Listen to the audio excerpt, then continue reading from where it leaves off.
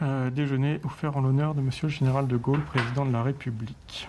Un passage éclair du général de Gaulle, le 8 mai 1959, dans le Loir-et-Cher, qui va marquer. C'est l'une de ses premières visites comme président de la Ve République. Les archives protocolaires et administratives éclairent ces images de liesse populaire. On a effectivement l'impression que toute la ville est présente, et même tout le département. Tout est fait pour, puisqu'on va inviter les patrons à donner un congé aux ouvriers. On va inviter les maîtres d'école à emmener leurs élèves sur le passage du général de Gaulle.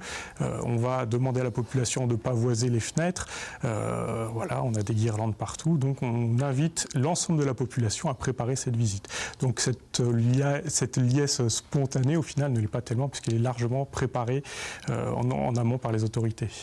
Pour préparer une exposition à l'occasion du 50e anniversaire de la mort du Grand Charles, les archives départementales du Loir-et-Cher font appel aux souvenirs et documents conservés par les habitants. Dispositifs de sécurité, plantables et factures attestent de l'événement. Beaucoup de photos de presse aussi, mais la couleur vient à manquer.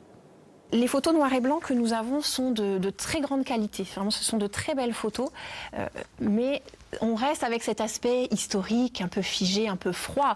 Or, évidemment, il y avait beaucoup de fleurs, toute la ville était pavoisée, et c'est cette ambiance que nous aimerions pouvoir restituer avec des photos couleurs. La figure politique du général de Gaulle reste d'actualité dans le département du Loir-et-Cher. On en parle toujours, c'est important. Et puis, je crois que par rapport pour les habitants qui ont participé à ces déplacements, qui ont été invités à assister à ces discours, je crois que ça marque. Et c'est pour ça qu'on demande aussi aux habitants qui ont encore des traces de son passage de nous le faire savoir. Les archives départementales du Loir-et-Cher espèrent trouver des témoignages qui illustrent le ressenti réel de la population de l'époque.